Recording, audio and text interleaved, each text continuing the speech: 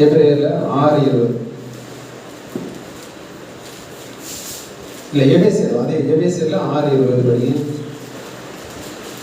நான் தைரியமாக என் வாயை திறந்து சுவிசேஷத்தின் ரகசியத்தை அறிவிக்கிறதுக்கு வாக்கு எனக்கு கொடுக்கும்படி எனக்காகவும் விண்ணப்பம் பண்ணுங்கள். பவுல் சொல்றாரு, என் தைரியமா என் வாயை திறந்து சுவிசேஷத்தின் ரகசியத்தை அறிவிக்கிறதுக்கு.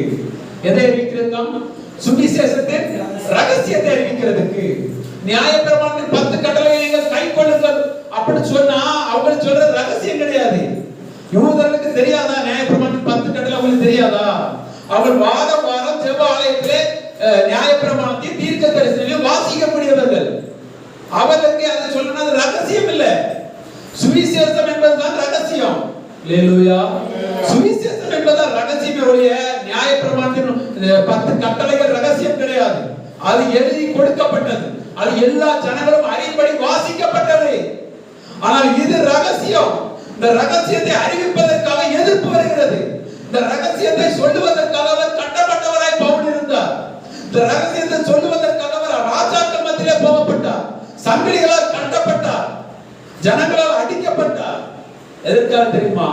இயேசு கிறிஸ்து செய்ததை சொல்லுவதற்காக, அந்த சிலுவையில் உள்ள ரகசியத்தை சொல்லுவதற்காக இவ்வளத்தை அனுபவப்பட்டார். அவர் பாவத்துக்காக அடிக்கப்படல, பாவத்துக்காக சிறைச்சாலைக்கு போகல, பாவத்துக்காக அவர் கட்டப்பட்டவராய் இருக்கல. சுவிசேஷத்தை அறிவிப்பதற்காக, கிறிஸ்துவுக்காக கட்டப்பட்டவராய் வாழ்ந்தார், கிறிஸ்துவின் ரகசியத்தை சொல்லுவதற்காக. அல்லேலூயா. அப்படிப்பட்ட ஒரு மனிதன் கர்த்தர், அவர் பாக்கியவான். அல்லேலூயா. நிச்சயமாகவே அதெல்லாம் ஒரு பெரிய கிருபை. அதெல்லாம் எல்லாருக்குமே கிடைக்காது. ஆனா பவுலுக்கு கிடைச்சிருக்குது. ஆமென். அதனாலதான் எல்லாரையும் அதிகமாக அவர் பிரயாசப்பட்டார். ஏன்னா இது ஒரு ரகசியம். இப்படி ஒரு மனிதனுக்கு இப்படி ஒரு கிருபையை கொடுத்திருக்கிறாரே அப்படிங்கறதை அறிவிப்பதற்கு. பாருங்க, இதயத்துல 3:2 பாருங்க எவ்வளவாக தேவன் நம்மளோட இறக்க வச்சிருக்கிறார் பாருங்க. 3:13 நான் படிக்க பாருங்க. முன்னே தூரமாய் இருந்த நீங்கள் இப்பொழுது கிறிஸ்து இயேசுக்குள், கிறிஸ்துவின் இரத்தத்தினால் சமீபமாய் மாறினீர்கள். முன்னே நீங்கள் தூரமா இருந்தீங்க, இப்ப எப்படி மாறினீங்க? இரத்தத்தினால் சமீபமாக. எப்படி எனில் அவரே நம்முடைய சமாதான காரணராகி இரு திரையாக ஒன்றாக்கி பகையாக நின்ற பிரிவினைகளை நடுச்சுவர்களை தகர்த்து சட்ட திட்டங்களாகிய நியாயப்பிரமாணத்தை தம்முடைய மாம்சத்தினாலே ஒழித்து. அல்லேலூயா. இது எல்லாமே சட்ட திட்டங்கள் இருக்குது. நமக்கு விரோதமா சட்ட திட்டங்கள் இருக்குது. தேவனுக்கும் நமக்கும் நடுவுல இவ்வளவு பெரிய சட்ட திட்டங்கள் இருக்குது. இவ்வளவு பெரிய சட்ட திட்டங்கள் நியாயப்பிரமாணத்தின் தம்முடைய இதெல்லாம் என்ன எல்லாவற்றையும் ஒழித்து, நியாயப்பிரமாணத்தின் சட்ட திட்டங்களை தம்முடைய மாம்சத்தினால் ஒழித்து இருத்திரத்தாரையும் தமக்குள்ளே ஒரே புதிய மனுஷனாக சிருஷ்டித்து இப்படி சமாதானம் பண்ணி. அல்லேலூயா. இப்படி அவர் சமாதானத்தை பண்ணினார். சுவிசேஷம் என்பது ஒரு சமாதானத்தின் வார்த்தை. நீங்க சுவிசேஷம் அப்படின்னு சொல்லப்படுக்கலாம் பாருங்க. நற்செய்தியிலே சமாதானமாக கூறுகிற சுவிசேஷத்தின் பாதங்களுடைய கால்கள் எவ்வளவு அருமையா இருக்கிறது என்று சொல்லப்படும். நிறைய அதுல சமாதானத்தை கூறுகிறவருடைய பாதங்கள். அல்லேலூயா. இயேசு கூட நீங்க எப்ப சீசரை பார்க்கும்போது என்னதான் சொல்றாரு? உங்களுக்கு சமாதானம் உண்டாக கடவுது. ஆமென், ஆமென். அவருடைய பிள்ளைகளாக நீங்களும் எங்கேயும் அதை தான் சொல்லணும். அல்லேலூயா. போற இடத்துல நீங்க அப்படிதான் சொல்லணும், உங்களுக்கு சமாதானம் உண்டாக கடவுது. இன்றைக்கும் நீங்க இஸ்ரவேல் தேசத்துக்கு போனா அங்க சொல்லுவாங்க சபாத் சாலோம் அப்படின்னா உங்களுக்கு சமாதானம் உண்டாக கடவுது. இததான் நம்ம என்ன செய்யணும்? விதைக்கணும். ஆமென். அப்போ இதையெல்லாம் செஞ்சார். பகையை சிலுவையிலே கொன்று அதனால இருத்திரத்தாரை ஒரே சரீரமாக தேவனுக்கு ஒப்புரவாக்கினார்.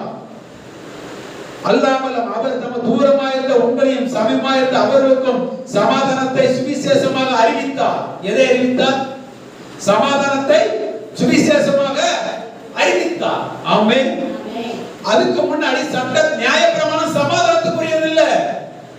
ஒருத்தன் கல்லை எடுத்தவன கல்லை எடு, ஒருத்தவன் கண்ணை தகுத்தவன் அவன் கண்ணை எடுத்து நீ தகர்த்துரு. பாவத்திற்கு மன்னிப்புங்கிறதே கிடையாது. அல்லேலூயா. ஆனால் இங்க என்ன சமாதானத்தை சுவிசேஷமாக அறிவித்தார். அப்ப எதை அறிவித்தார்? சமாதானத்தை அறிவித்தார். உங்களுக்கு நான் சுவிசேஷமா சொல்ல வேணும்னா என்னத்தை சொல்லணும்?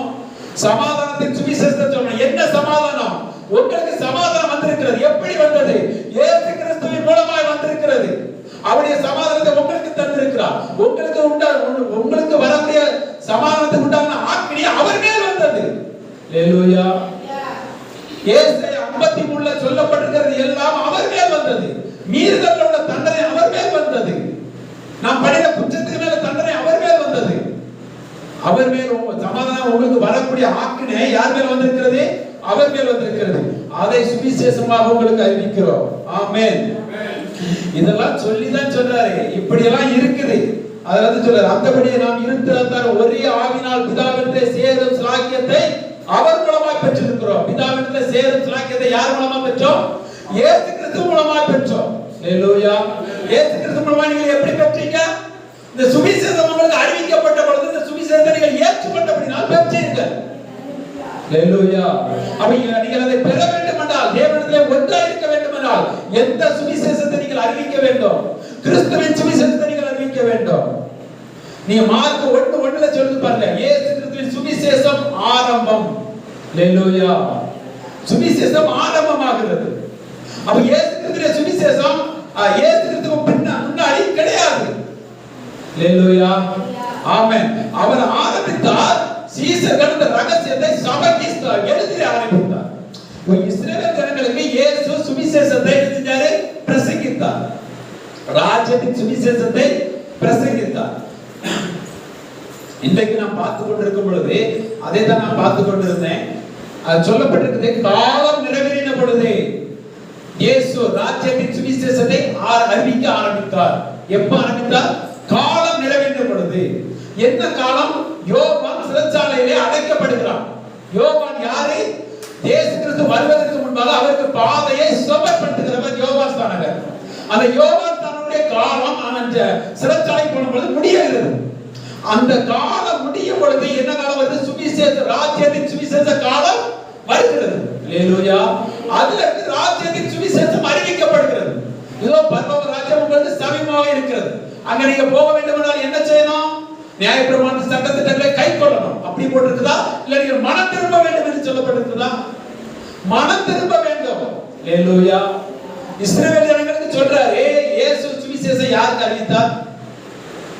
புறஜாதிகளுக்கு அறிவித்தாரா? இஸ்ரவேல் ஜனங்களுக்கு அறிவித்தாரா? இஸ்ரவேலர்களுக்கு அறிவித்தார். அல்லேலூயா. இஸ்ரவேலர்களுக்கு அறிவித்தார். பவுல் தான் புறஜாதிகள் இடத்துல போனார். அவருடைய அப்போஸ்தலர் கூட எங்க தான் அறிவிச்சாங்க? இஸ்ரவேல் ஜனங்களுக்கு தான் அறிவிச்சாங்க. அவர் கூட சொல்வார், இஸ்ரவேல் காணாமல் போன இஸ்ரவேலர்களுக்காக நான் நினைச்சிருக்கேன், வந்திருக்கிறேன், நீங்க அவங்க எல்லாம் பேருந்தீங்க ராஜ்யத்தின் சுவிசேஷத்தை அறிவிங்கன்னு சொன்னார். முதல்ல புறஜாதிகளுக்கு தேவன் அனுப்பினது யாரை? பவுலை அனுப்பினார். அல்லேலூயா. அது அனுப்பினது மட்டுமல்ல, அவருடைய ரகசியத்தை அவருக்கு வெளிப்படுத்த ஆரம்பித்தார். ஆமென். அப்படி மீட்கப்படுவதாக இருந்தாலும் சரி, இந்த வாக்குத்தத்தத்தில் பங்காளிகளாக இருந்தாலும் சரி, இயேசு கிறிஸ்துவின் மூலமாக உங்களுக்கு கொடுக்கப்பட்டிருக்கிறது. அந்த உபதேசத்தின் மூலமாக உங்களுக்கு கொடுக்கப்பட்டிருக்கிறது. அந்த வசனத்தை நீங்கள் ஏற்றுக்கொள்கிறபடினால் நீங்கள் யாரா இருக்கீங்க? அந்த உடன்படிக்கைக்கு பங்காளிகளா இருக்கிறீங்க. அந்த வாக்குத்தத்தத்துக்கு பங்காளிகளா இருக்கிறீங்க. அந்த சுதந்திரத்துக்கு பங்காளிகளா இருக்கிறீர்கள். ஆமென்.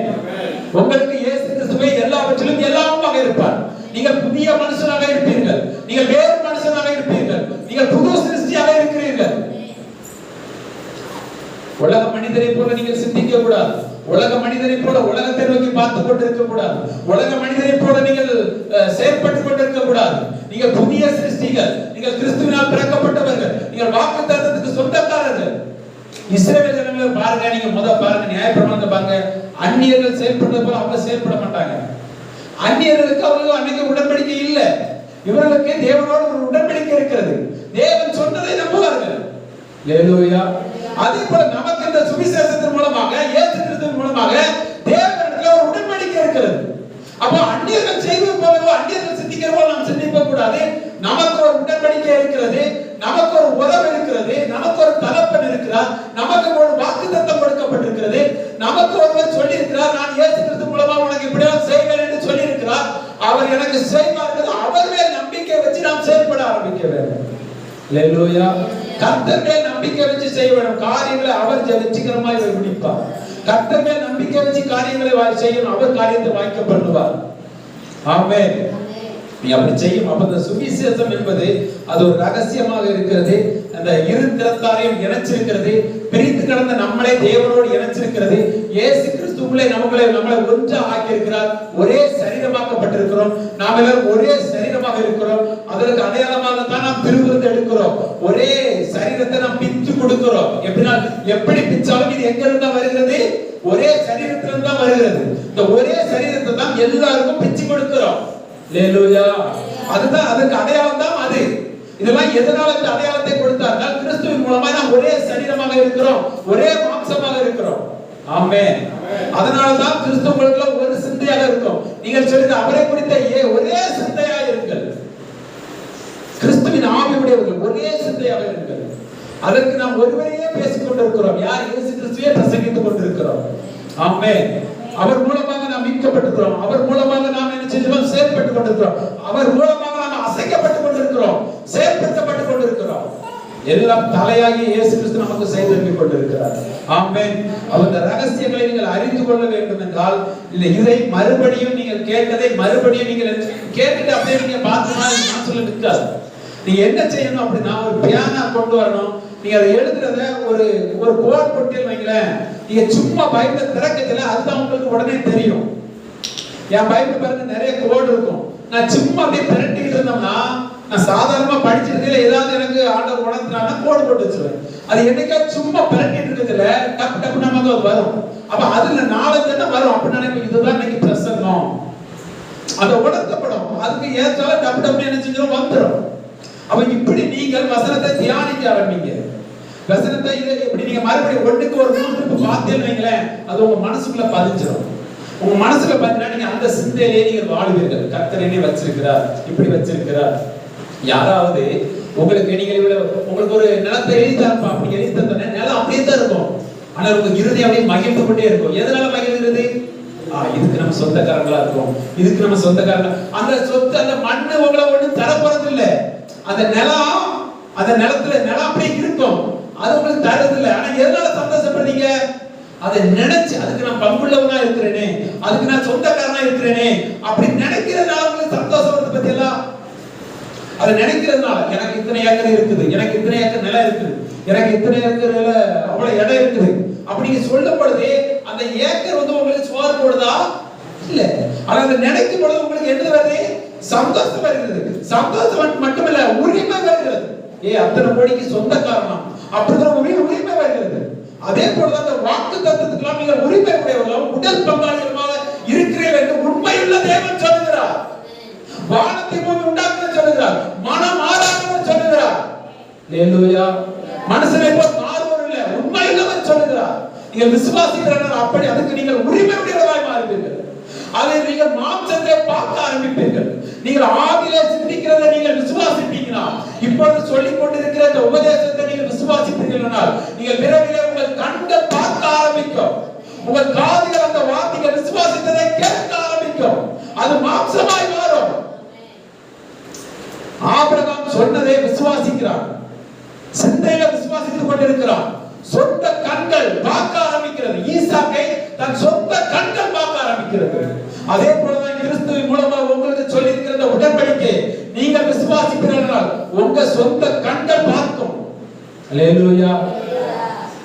சீயோனுக்கு வருகிறவர்கள் பாழான ஸ்தலங்களை எடுப்பித்து கட்டுவார்கள். தலைமுறை தலைமுறையாக கிடந்த பாழானதை எடுப்பித்து கட்டுவார்கள். நான் நாட்டின் நீதி விருட்சங்களாக இருப்பீர்கள். எல்லாம் அப்படியே சிந்திங்க. நான் கட்டுவேன், நான் வீட்டை கட்டுவேன் என்று தேவன் சொல்லி இருக்கிறார். அவர் எனக்கு தருவார் என்று சொல்லி இருக்கிறார். நான் உடன்படி நல்ல பைபிளை படிங்க. வாக்கு தத்தத்தெல்லாம் சிந்தையில கொண்டு வாங்க. இந்த வாக்கு தத்தத்துக்கு நான் சொந்தக்காரன் என்று சொல்லுங்க. இந்த வரங்களுக்கு நான் சொந்தக்காரன் என்று சொல்லுங்க. இந்த அபிஷேகத்துக்கு நான் சொந்தக்காரன் என்று சொல்லுங்க. இந்த அற்புதத்துக்கு நான் சொந்தக்காரன் என்று சொல்லுங்க. இந்த அதிசயத்துக்கு நான் சொந்தக்காரன் என்று சொல்லுங்க. நான் அவரை விசுவாசிக்கிறபடி நான் இருக்கலாம், நான் உரிமையுடையவனாக இருக்கிறேன் என்று அவர் பத்திரம் எழுதி தந்திருக்கிறார். அதை நம்பி அதை வாழுங்கள். உங்க ஆத்மா செழிக்கும், உங்கள் ஆத்மா சமாதானத்துல நிரம்பும், உங்க ஆத்மா உலகத்திலிருந்து வேறு பிரிக்கப்படும். அல்லேலூயா. ஆமென்.